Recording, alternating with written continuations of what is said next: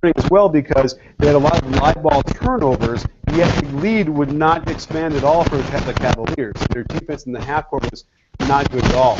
So to talk more about that, let's bring on Fantasy Sports Network's Ashley Docking to join us again for Game 2's post-game show. And Ashley, are you there with us? Hi, Coach. How's it going? I'm great. How are you doing? I'm doing well, thank you. A little bit bored after Game 2, but otherwise doing good. Awesome. Well, what were you seeing with the Cleveland Cavaliers defense and what was happening there? Honest to goodness, it looks like they all watched James Harden game film and decided to piano James Harden multiple times. There were serious fears with their back against the ball, not just paying attention. It was happening, a lot of action. You posted a few vines on your Twitter account about LeBron James and some of his defensive lapses, about him being help defense one pass away. And to me, what that means is that he doesn't trust his teammates to do their job. A little bit. I mean, like, Klay Thompson was one of the people he was helping on. He gets to dig, but he can't get stuck in so much. And as a result, Draymond Green was one of the main beneficiaries. Okay, great. You're coming in a little bit hard to hit, but I think we're following you a little bit. Helping one pass away was the problem.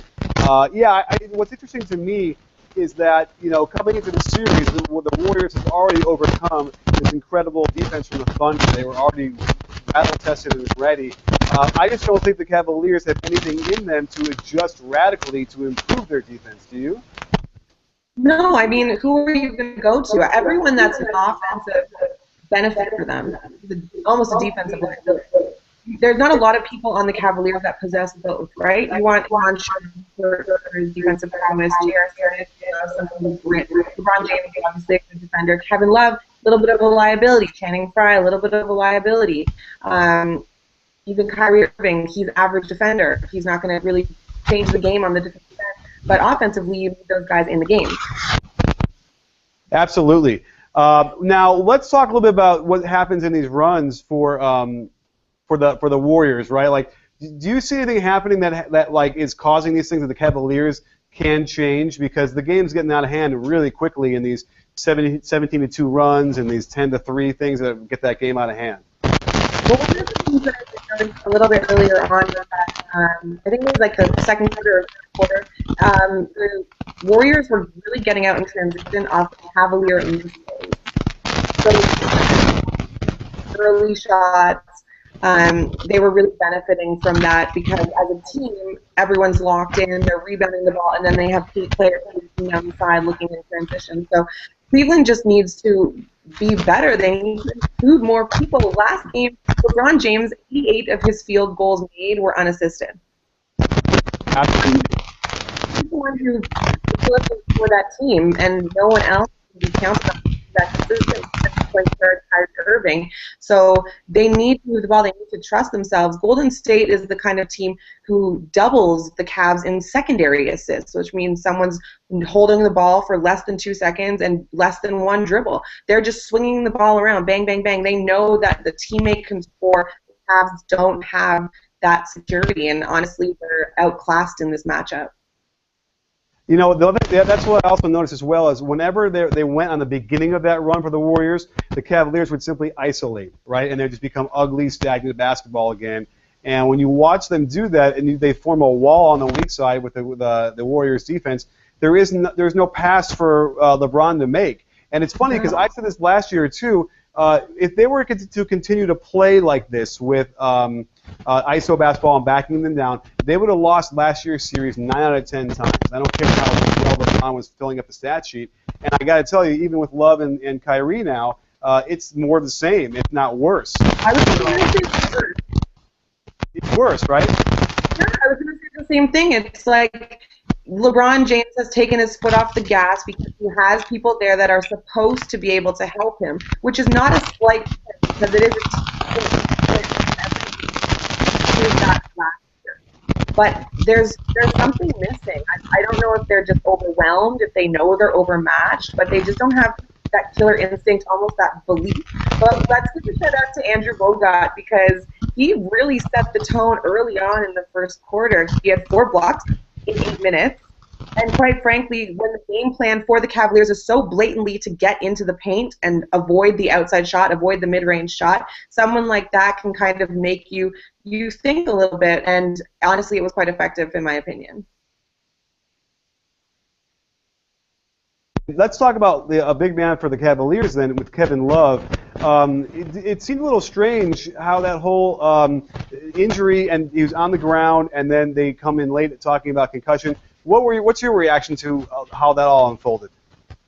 Well, I've actually been hit in that exact same spot during a basketball game, and I received a concussion as well. So that's the first thing that I thought of. And it's weird because you don't really think that just an elbow to the head is going to really be that much of an impact because they weren't colliding. He didn't fall and hit his head on the floor. But it's a soft spot on your head, and the elbow is obviously like a pretty sharp part of your body. But when he stayed down and he was rolling around, even throughout the entire play when Draymond, who's so savage, decided to drive right at him while he was on the ground.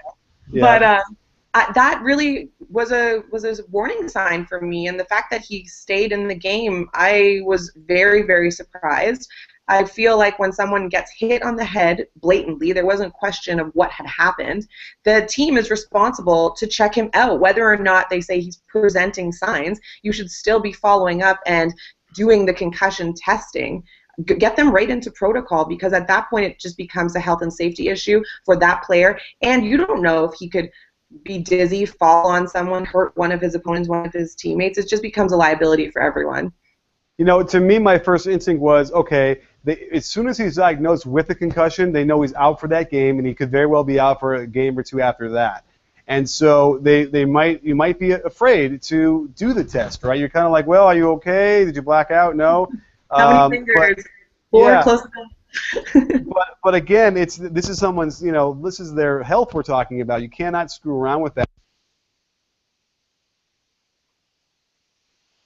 and say, well, he had no symptoms until the halftime or whatever, or until after halftime, and now we have to do it. And we'll have to wait and see what the concussion protocol tells us, because I'm pretty sure you can't fake your way through that, right?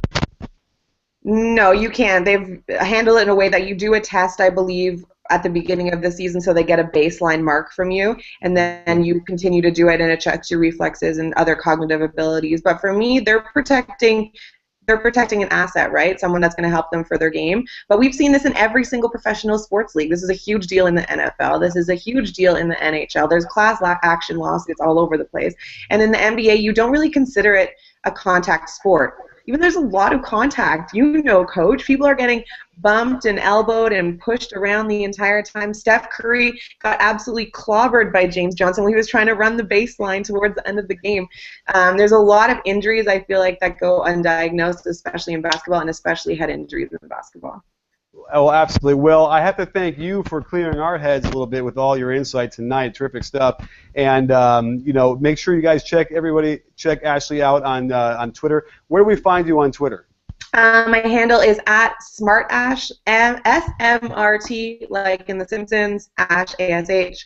I look forward to chatting with you guys, and I'm sure some people will have disagreements and opinions, but we kind of love to debate over there on Twitter. Absolutely. Well, thank you @SmartAsh, and we'll talk to you for Game 3. Yeah, sounds good, Coach. You got it. Take care. Have a good night. You too. Well, sports fans, one thing I wanted to also mention was about the refereeing, because I saw at halftime, as I was catching up to my tweets, that a lot of people were really upset about that. And I have to tell you, nothing really stood out. Now, the Kevin Love thing easily could have been a foul, without question. It was a hit to the head. Harrison Barnes was going for the ball, and if the referee is looking for collision from the body, it's oftentimes they don't quite get their vision all the way up and see exactly what happened there. And by the time he's crumpled to the ground, it's too late to make that call. So that might have been one, but we saw some plays for both teams where they benefited. So nothing seemed to really rise to the level of being a terrific issue there. And I certainly don't think there was any calls that affected the outcome of this game. It was pretty clear in my mind that this is what was going to happen right from the beginning. So let's turn to some of your questions first. While we go into our part of our show, where we're going to go to our to Twitter. If you use the hashtag BBallShow, we're going to feature your tweet right here and answer your questions. So let's get to our first question, which is, let's see here. Baisa asks, do you think the Cavs did anything different defensively to stop the last transitional game that Golden State Warriors play, the fast transition game? No, I don't think I saw anything different. The only thing I saw defensively that was different from the Cavs was they were switching less, and it was killing them more in some weird way. Like, they really couldn't handle it either way. They switched their whole defensive philosophy right away, and that was a problem. So you also ask, do you think that Golden State is the best in the NBA when going into the secondary action when the initial action doesn't work? Yeah, there aren't many teams that are better than them at flow, and the flow offense. They don't give you a break at all. They're breaking right into something. They never have to dribble it out and set it up. So they're going to kill you early, they're going to kill you middle, and they're going to kill you late. Stephen O'Brien asks, do they need to remove East versus West when it comes to the playoffs if it ends up in a blowout? You know, this is a great question because there's definitely a difference between the East and the West right now. And it's been that way basically since Shaq came to the Lakers.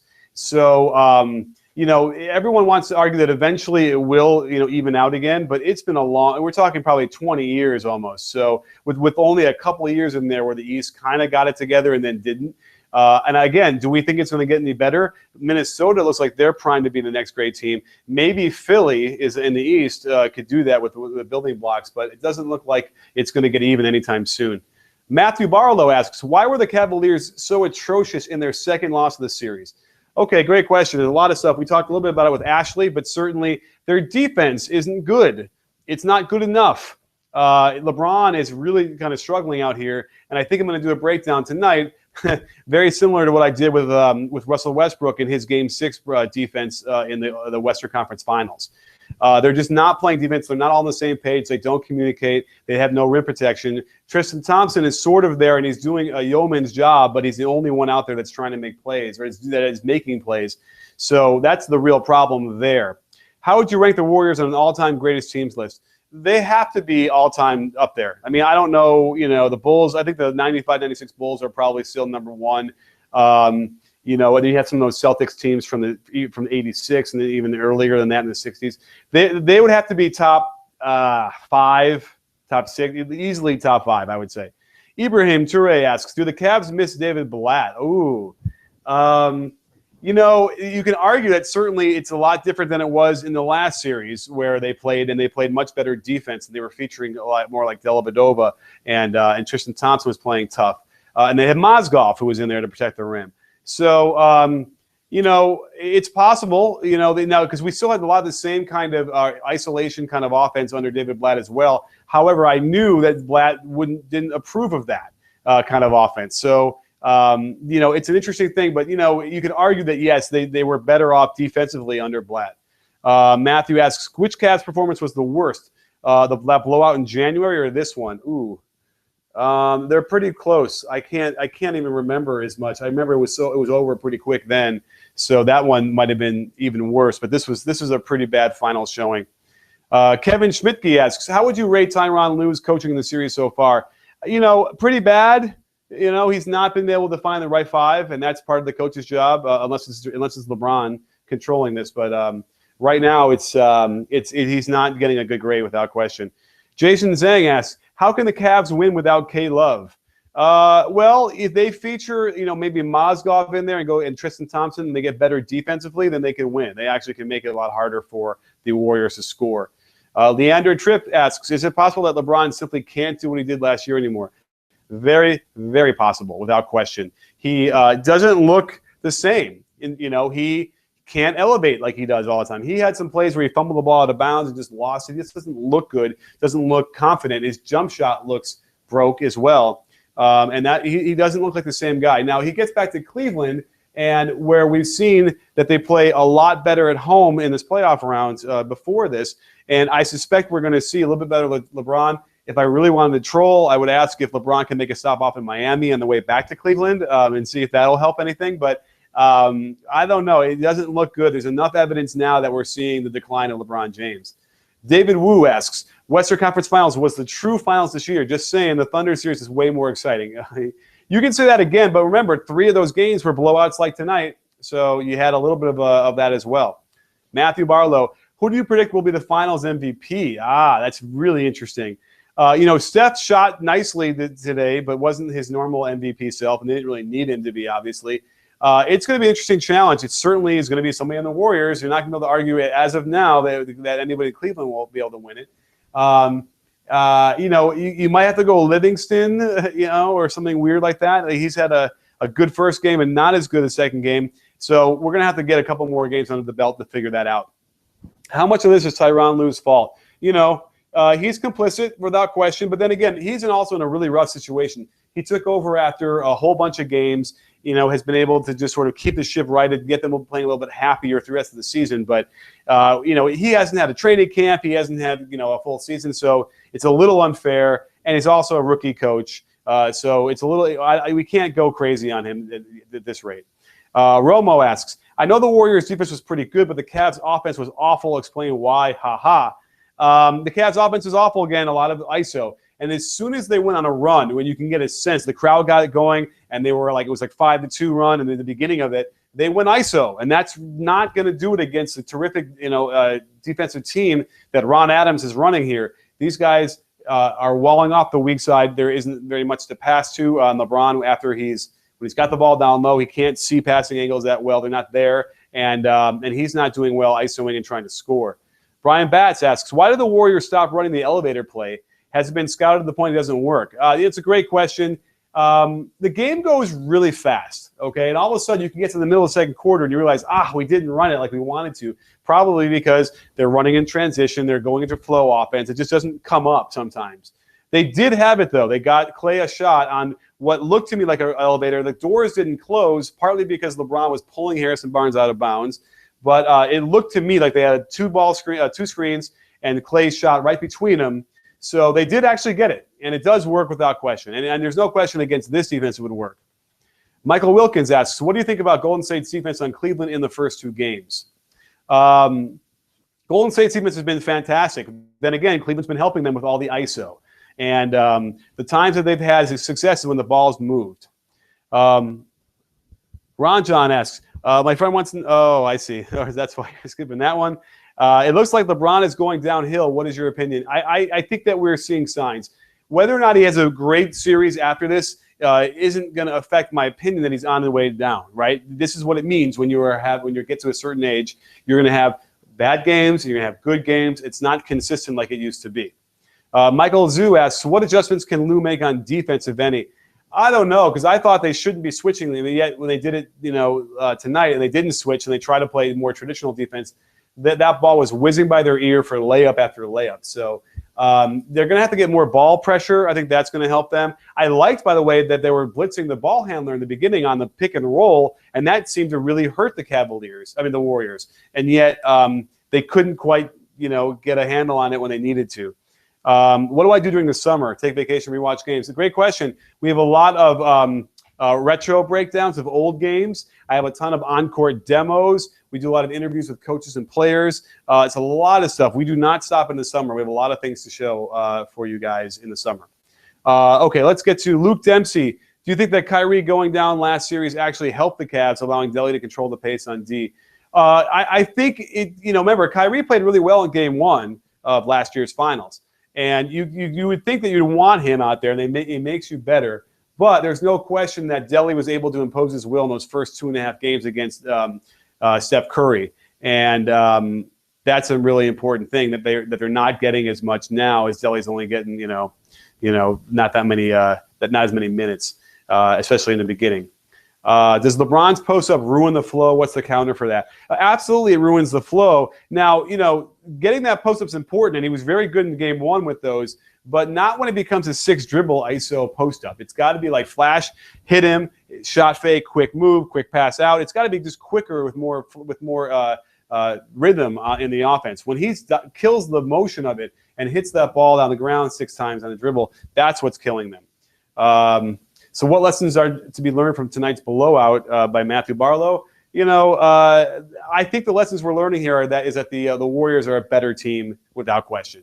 And I don't think that the Cavaliers have much to offer at this point on what they can do. So that's going to be a real issue. I think we want to go to our clips now. So let's head over to our next segment here and look at some of the highlights and go through what we have. which is, let's fire that up. Let's see, here we are first. Okay, here we go. So, okay, so here we go. We have our first clip, which we have in the first quarter, 8.5 minutes to go. Now, Curry is going to bring the ball up, and he's looking for, okay, so here what they do is they set a back screen with Clay for Bogut. Now, what's nice about this is that we usually get this thing, but you can see how far this pass has to go from almost half court. If the pass had been near the three-point line, if you brought it up faster, that the ball gets there quicker. But you can see LeBron read this beautifully and gets up there and gets the deflection. Let me hit my play button. Okay, so there he goes, and he gets a deflection. They get the steal. Beautiful defense by LeBron and a great read. And they come down, and then LeBron misses the layup. I mean, that's another example of really concerning here. That would have been like a dunk, you know what I mean, at any time. So now we come down, 7:47 left in the first. And Cleveland's up. Remember, they're up because there's a ton of live ball turnovers, which is really problematic. So we have Steph Curry come up, and let's see what happens here as this unfolds. Okay, so they're going to do a Bogut fake ball screen, and then they get a ball screen on the top over here. And then what happens here is that Love is now completely focused on the ball as Bogut is setting a pin down here for Clay. So the play unfolds. Okay, so now we get pinch post action. And as we all know, pinch post is when the big flashes to the high post here, that he gets the ball from the top, and then he comes running around to the outside. This is triangle offense, guys. And we also have the triangle. So here's the kind of the triangle on the weak side that would have normally been there had they done it traditionally. So now what's going to happen here is we're going to watch Kevin Love's going to come over early to try and help. Okay, now, because Clay comes up, his man's stuck to him, nervous he's going to shoot it. Meanwhile, LeBron is guarding Draymond all the way over here. I don't think this is interesting how this happened because, sorry, this is confusing to me. LeBron should be sinking down here to pick up Iguodala, and he doesn't even move for a while, doesn't even notice it, and you're going to see Iguodala get the layup, okay? So I kind of want to go back to that. Let's go through that one more time because this is a little bit there's a lot of moving parts here. So let's see. We got to watch Iguodala again just to get a handle on what's happening here. So, okay. So LeBron is on Iguodala. That's what happens. Forgive me. So here's LeBron on Iguodala. When the question here is, I see. So Love got really confused and followed Clay. That was the problem. He never should have done that. He should have been up on Bogut to begin with, and then he could have contained Steph Curry. As soon as he's not there, or comes. Okay. He comes over to help. So that's actually right. LeBron got completely lost. That's what it was. Okay. So LeBron's defense really kills him. And he had no idea even then. You could still see him turning his head going, what? And it was his man. So let's go to our next clip, which is a little bit later in the first.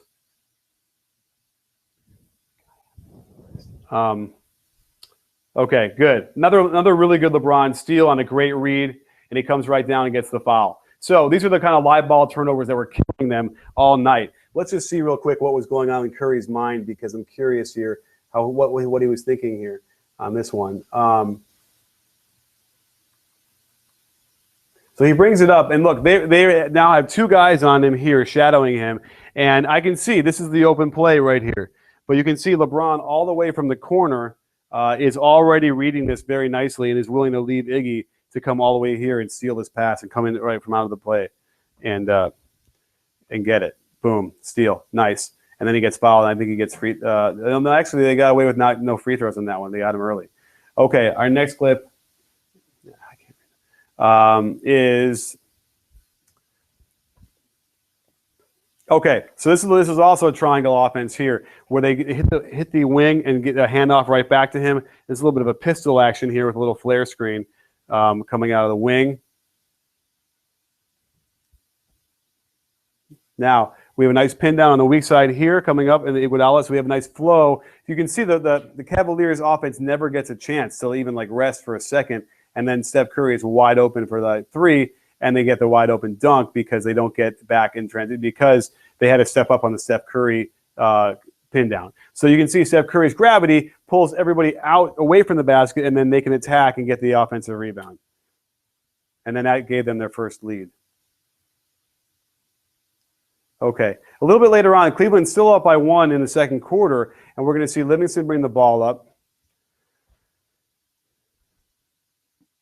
So now they're breaking into their offense. So you can see Klay Thompson's setting up here. Barnes is now reading the play, and they're going to do something with a two-man here with Iguodala.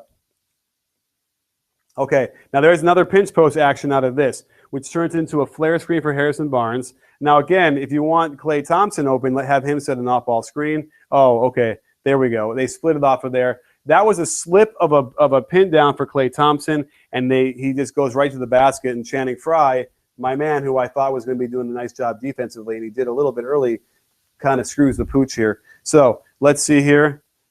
Channing Frye is looking here, and then Klay Thompson's going to come off the pin down.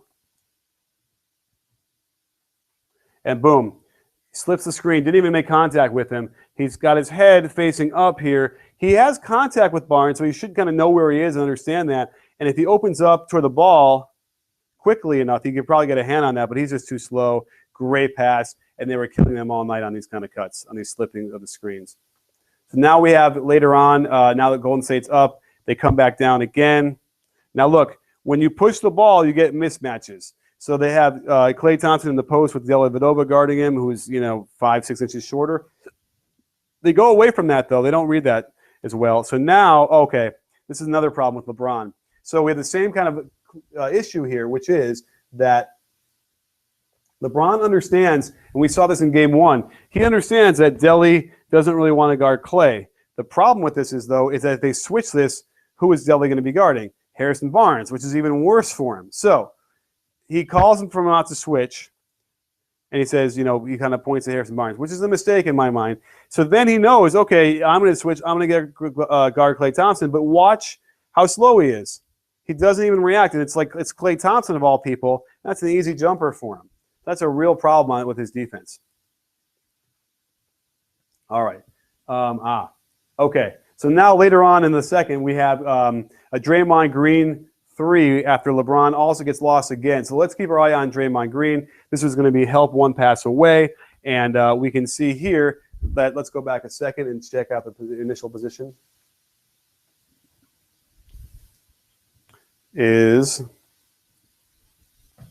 Okay.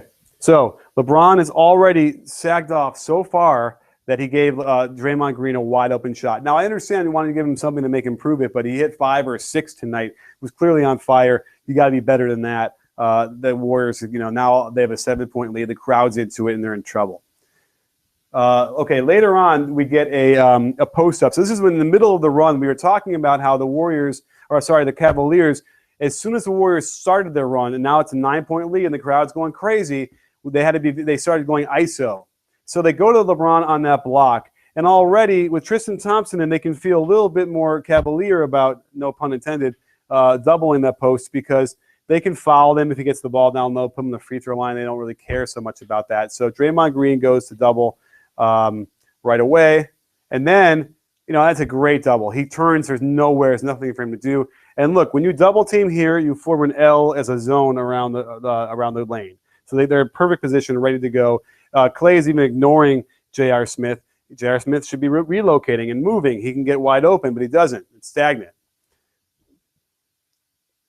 So now they cut through. I like that. It's not so stagnant. Klay Thompson picks it up nicely, and then Curry is going to pick up Smith. And then they go right back in the post for another ISO. Okay, so he catches it. He stands. And now the defense has all the time in the world to get this L again, even though there's only one defender on him. So it's even harder. There really isn't much of a pass for him to make.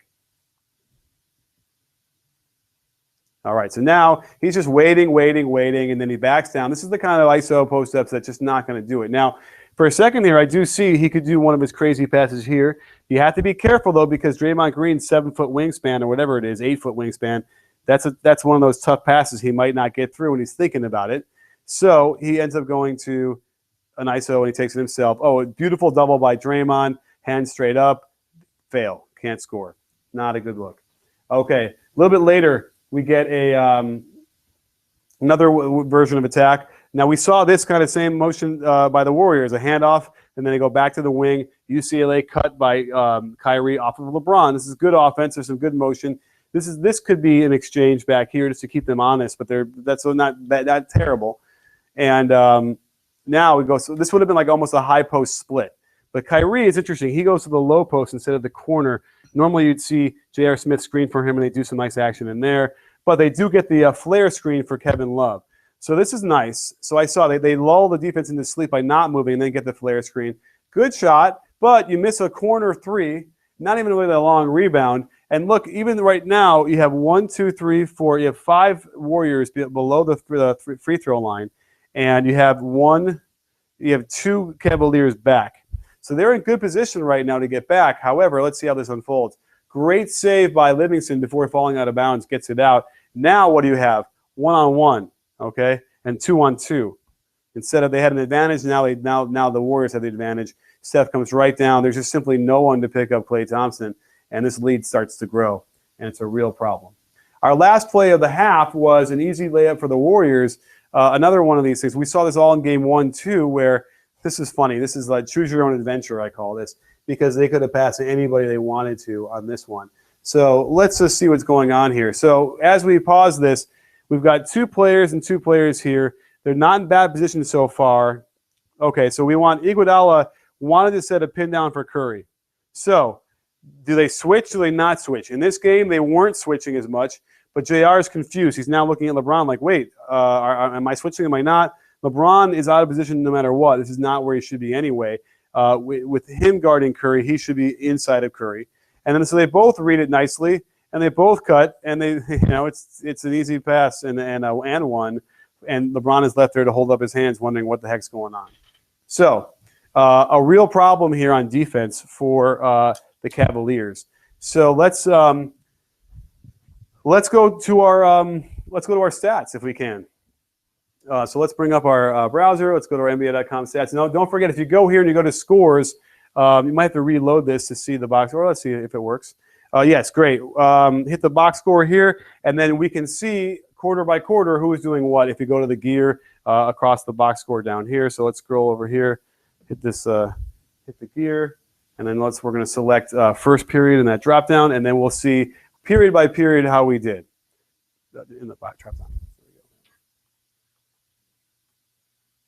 Let's run this. This is a really cool feature. Let's scroll down a little bit more. I hope we can all read this if it's big enough. So in the first quarter, what do we have here? 8 points from Tristan Thompson, 3 of 5, and he had 2 offensive rebounds. So he was good. He was active, but Bogut was kind of, making his life miserable, where we have Andrew Bogut here, played 8 minutes, ended up with 4 blocks, only 2 points, but he had 3 offensive rebounds. It was keeping a lot of stuff alive. So that was a matchup that was, there you go, was much more in favor of Bogut.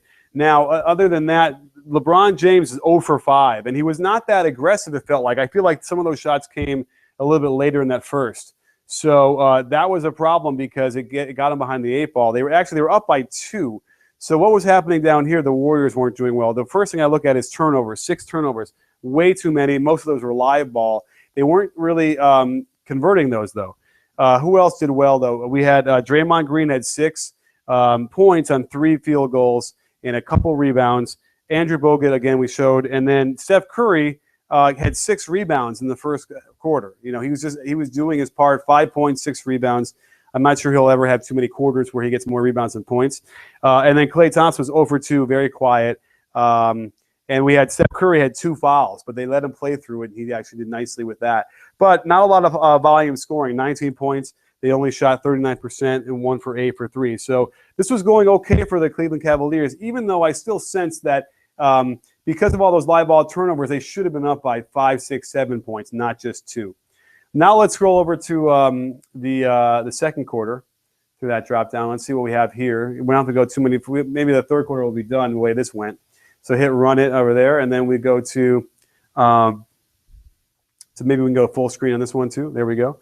And all right, now let's see what happened here, because as you can see, 33-23. That was a real killer for the Cavaliers. And if we look at the Warriors, Draymond Green, 3 for 5 with 3. That was a real big thing in the third quarter.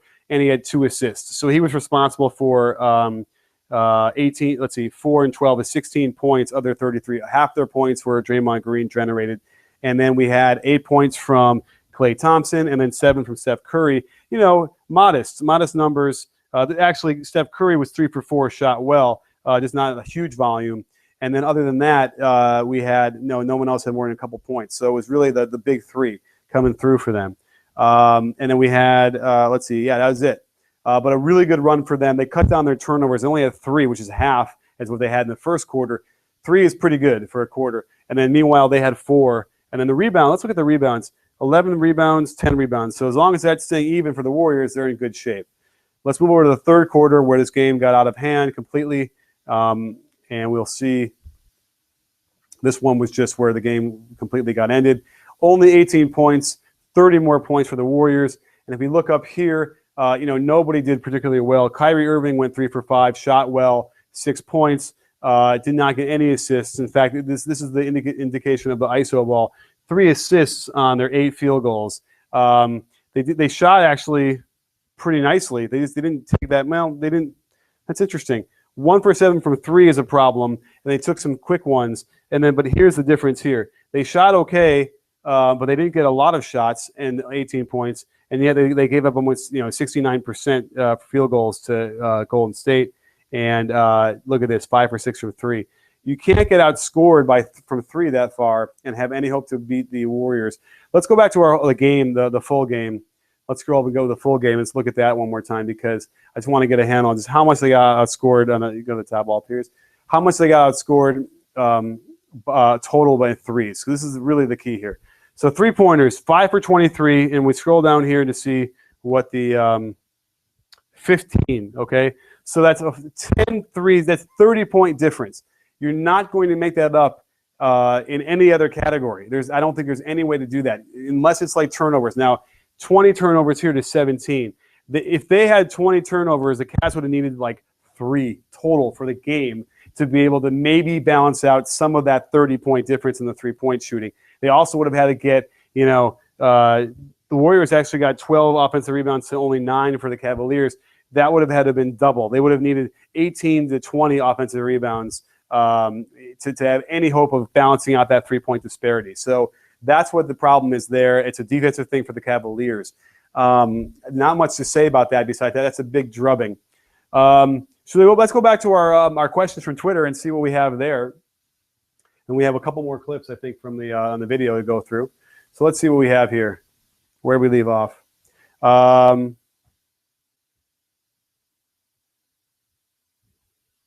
Okay, here we go. I think Javier. So Javier Antonio asks, what changes in the rotation should the Cavs make? I wanted to see Mozgov earlier. They threw him out there. It was hard to know because the game was sort of out of hand by that point. So that's an interesting thing. They probably maybe need to get Delly in there more. Maybe have Delly in there with Kyrie so he can match up again. I don't know. That doesn't work for them either. But somehow they're going to have to figure that out. Now, Kevin Love maybe being injured, maybe having a problem with his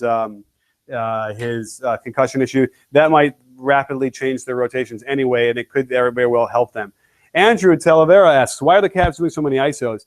It's a real strange question, and I don't know the answer to it other than maybe like LeBron is calling the plays, because it's hard to imagine a coach out there could see what's going on, see how unsuccessful the ISOs are, and still let them do that. So it's a real interesting question. Who's in charge here? Bolins asks, do you think LeBron is overrated now? He can't shoot, dribble, and waste too much time on ISO. He's still LeBron. I just think we're seeing some cracks in the armor here. Eliza Dye asks, how much did Game 7 of the Western Conference Finals help the Dubs? Oh, I think it helped the Warriors immensely. It put them through the ringer against a tough defense, and they must feel so free and easy now going up against this Cleveland defense that that we're seeing the results in 2 blowouts. Ed asks, do you think the Cavs can recreate the defensive offensive cohesiveness of OKC that made the Thunder nearly successful? No, not a chance, no way. You can't build that overnight. Brandon Plant asks, where do you see the Raptors in a few years? As well, are the Warriors stoppable? The Warriors are stoppable. We saw what the Thunder did, and they had them on the ropes. They really did. So there's a template for that, without question. As far as the Raptors, I don't know. I think that they've hit their ceiling. I think what we've seen now is what we're going to see from them. Like, a 6-game Eastern Conference Finals appearance. I think they got to tear it down and rebuild. I always recommend making shots. Adrian, yep. At some point in the game, Cavs put out the ultimate small ball lineup with LeBron at the 5 and RJ at the 4. I want to see LeBron at the 5 a lot more. I feel like that would be a great answer to when the Warriors go small. That said, if Kerr would see that, I bet you he'd throw Bogut out there just to see if LeBron's going to guard him or not. That'd be interesting. So we didn't even have a Spates sighting, right? Spates play. I don't even know if he got in there at all. It's really strange. It's interesting how they're not finding the room for Spates, and even in the blowout, maybe he played garbage time at the end, but he's not getting the normal rotation. And you know what? You can't argue with the results. Ron Adrian, can you evaluate the pace of the Cavs' much talked about game plan? Yeah, I mean, it was hard to tell because they got so many live ball turnovers that they were running more, but it was because the Warriors were sort of throwing it away. Maybe that part of their plan was to be more aggressive to get in the passing lanes, and that was what they were seeing from that. But it clearly didn't really work, and it plays into the Warriors' hands to some degree. That said, as an offense, you want to get easy shots. You want to be able to push the ball up and get it before that good defense sets up. So I don't have a problem necessarily with it, but it didn't seem to help them at all tonight. Sergey Epifanov asks, what happened to Love's elbow touches and Kyrie James Love pick and rolls? Okay. I don't know if Love ever got that many elbow touches anyway, so they're non-existent now. Non-existent. Kyrie, James, and James Love pick and rolls. I know we saw some Kyrie, James pick and love, I feel like, although I don't know if I saw James screen the ball much. Again, they're going to ISO. They've kind of lost their way. This is sort of what a coach needs to go get in the film room, show them what works, and make them do it. Is OKC better than the Cavs? Yes. Takio, my friend Ping and Pong. Okay. Yes, Barbosa is just very fast, and he's a playmaker. He's got quick hands. He's a very smart player, and he's this guy who's got a lot of experience and knows how to play this game. We don't know. I'm a little disconnected right now about the update on Kevin Love, but I would be surprised if he did not have a concussion, and that would mean that he probably isn't going to play in Game 3. Although the game is Wednesday, so there's an extra day in there. So that might be just enough to get him cleared, but we'll see. Coach, do you think the Cavaliers team, the way it's constructed, can win a championship? I don't think they can beat the Warriors. So if that's your question, then no. But there are other teams they could probably beat out there. But I bet you the way they feel now is it kind of seems like the Cavs are like the 4th best team in the NBA, and that's the problem. Dennis Jonathan asks, if the Cavs lost the finals, do you think it's better for LeBron to move to another team? I don't know if LeBron can handle, another move and suffer what the Cavaliers fans are gonna do to him if he does that. So that's going to be an interesting dilemma for him. But I don't think he's leaving. But you never know; things could change, and it could be a really interesting, thing for them. So I think that's all we have. Oh, we have another round of clips we can show real quick before we wrap this up. And let's see here. Oh, we're going to fire this up in a minute. Oh, I might. Which camera? Okay, sorry, I left the screen. Excuse me, live TV. I need a little thing in my ear for my producer to tell me what's happening. So we have a couple more clips I think we could show from the third quarter if you want to see those. I mean, we can break those down real quick. Any other thoughts I might have? I don't know. It's going to be an interesting thing. We're going to have some cool breakdowns here. I think we're going to have to focus on LeBron's defense. I hate to say it, but it's worthy of showing because it's troubling what we're seeing here. We ready for the clips? All right, let's do it. Is that camera on? Okay. So let's do it. Let's get to the clips. We only have a couple here for the third quarter. All right, let's see here. So we have, let's move it forward. Okay, this is LeBron helping one pass away. So freeze it here. Now LeBron is on Draymond, and when the ball swings, you're going to see him help. He's one pass away. So let's see the pass and then freeze it. Okay, look. So now Barbosa's got J.R. Smith on him, and I like how J.R. Smith is taking away no middle, but it's a little bit high. Let's see what happens. Roll the clip and see. Okay, now he gets in good position. That's good. So now, oh, I see. They switched on that one. They actually had they had Barnes open on that one. So he helps one pass away. we've seen Draymond Green be on fire all game, and he cannot help by the way. Look, that's an open shot. The ball's already out of his hands. His hands isn't even up as high as his head, and it splashes the basket. Okay, now we're going to see some more bad defense here by the Cavaliers. So as we get to the right corner, they're going to do a pin down for Clay after this, not a good shot by LeBron. So it's the pace as well. So you can pause it right here.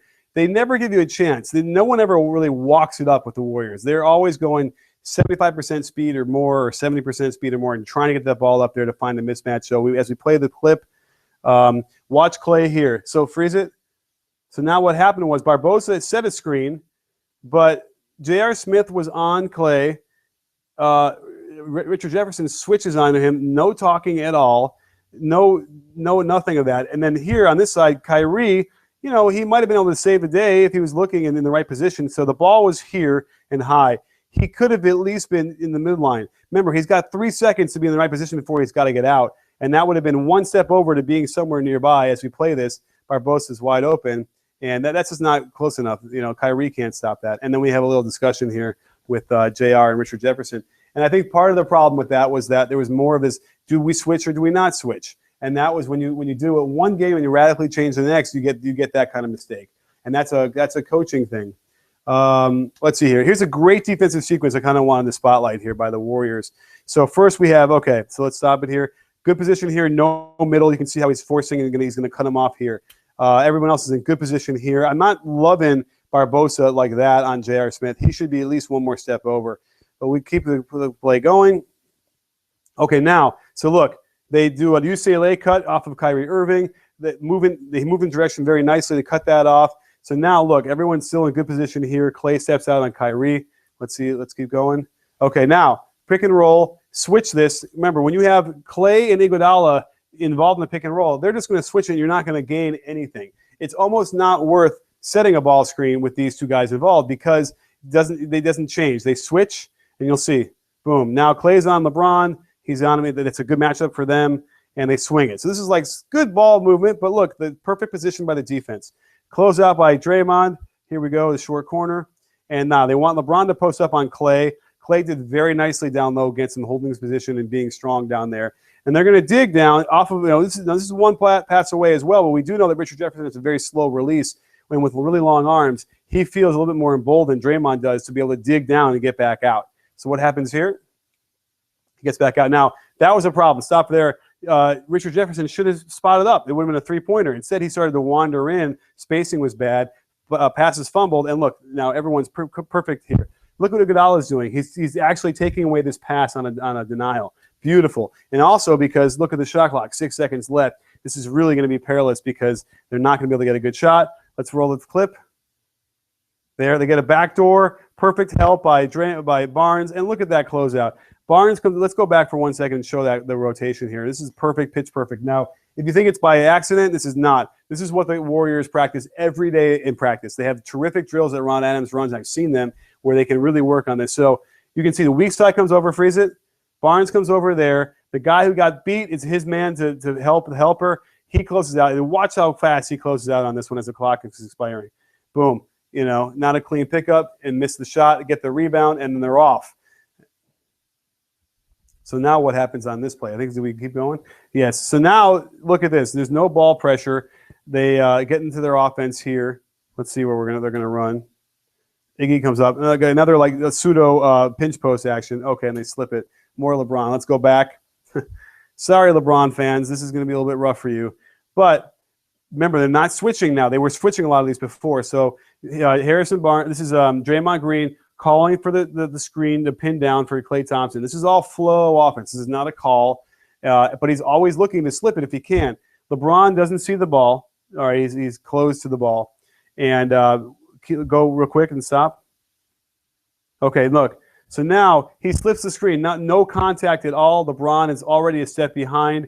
No pressure on the ball. Lets Iggy see a direct line through here and gives him a direct line to pass it through here. Hand up, at least he has to think about it. Let it go. Whizzes it right by. No help. And look at this is LeBron as center. So there's no, Richard Jefferson's the guy who's sliding over to try and protect the rim. That ain't happening. So that's a real problem. And we got our last clip here, which is a low post split with Clay. And let's see here. Let's let it run. Okay, oh, we got an extra clip in here. Oh, no, we don't. Here we go. So, freeze it. Now, we have Livingston and Clay on top, on the wing on the top, and we have Draymond in the post. And again, this is the lineup with LeBron as center we've been wanting to see. And it's just, they throw the ball into the low post, and then they freeze it here. So here's the split. Normally, it's an automatic action. Livingston sets a screen here near the elbow, and Clay comes around. Now, they both read this. They both see where the defenders were sort of inside them, and he was way out of position and too high. They both cut. I love this. He cuts outside so that, see, if he had cut backdoor in, he would have cut off Klay Thompson. They would have gotten muddled spacing. But he cuts off of the outside. Clay has all the space to cut the inside, and he has his pick. Give it to Livingston for a quick layup, or give it to Clay for a quick layup. He chooses the inside, and one. That's how bad the defense was tonight, and that's how good the offense is for the Warriors. So that, my friends, is what we have tonight in our post-game show. Really fantastic questions. I can't wait to jump into the film here and look at what's going on in a little bit more detail and get out some quick breakdowns for you as soon as possible. So thanks again for joining us and getting your questions. They're really great questions. Thanks to Kevin and Wajid for helping me out here on the production side. We're getting better every game. And don't forget, sports fans, at BBallBreakdown, we're not a channel, we're a conversation. You win,